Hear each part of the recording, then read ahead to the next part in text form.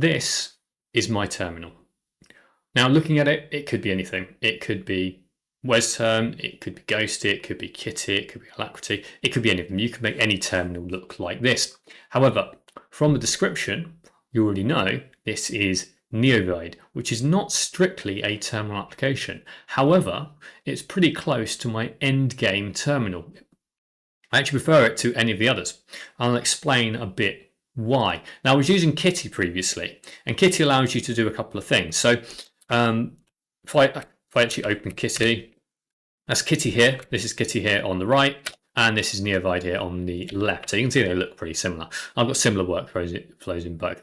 And the way I would use Kitty is I would have, I would launch Neovim, and you can have vertical splits, tabs. So you can see some tabs here at the bottom, which you can then alternate between. You can obviously type in commands and so on. It's just a standard terminal. And I used Kitty's terminal multiplexing features. So I'd normally have, for example, 2 splits where I'd have Neovim running at the top and then terminal at the bottom or something, which I'd turn on and off depending on what I needed. However, there's a few downsides to that.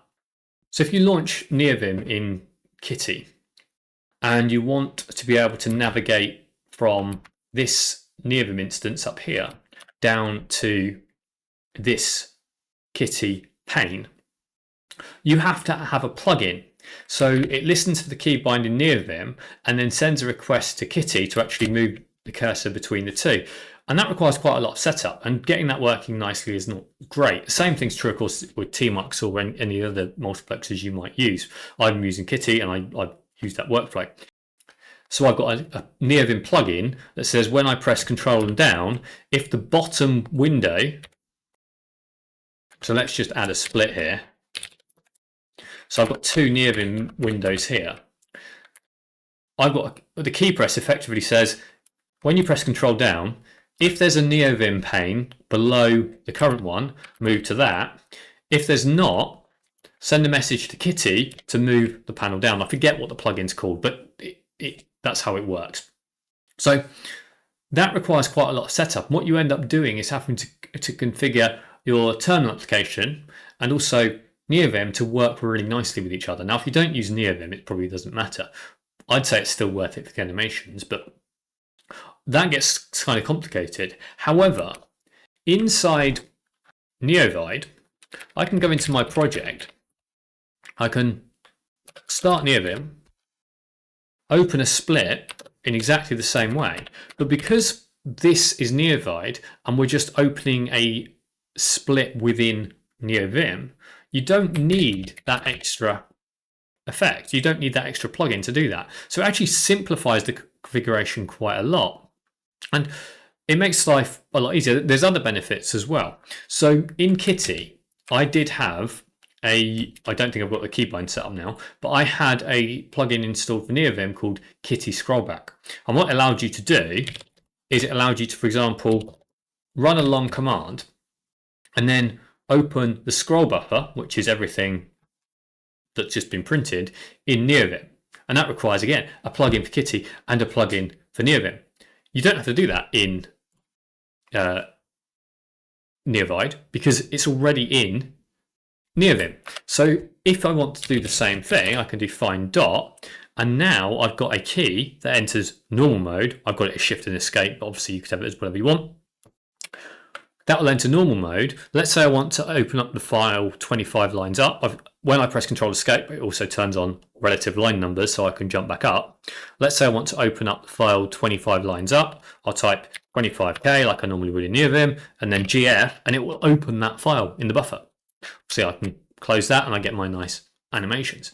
Now that just significantly speeds up my workflow, just doing everything through Neovim. Of course, I could do that inside Kitty. I could just use Neovim's panes for everything and just not use Kitty for anything. But then why would I use Kitty rather than anything else? There's not really any benefit.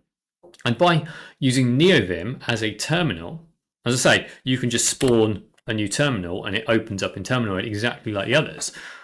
You get all these benefits, but you don't need, if you're using Neovim as a consistent part of your workflow, you don't need to constantly have to fight the two programs to work together. You don't need these plugins for the terminal and these plugins for Neovide to make sure everything can communicate with each other. It just works better for my workflow.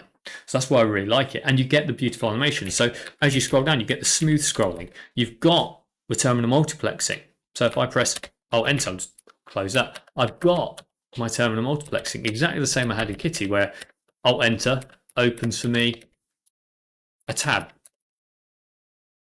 So I'm really liking this. It works great as a terminal. There's nothing I've found that breaks it. So I can type whatever command you like. It will just work as a terminal like normal. I haven't found any issues with using Neovide as a terminal. It's really fast. The animations work well. I really like it.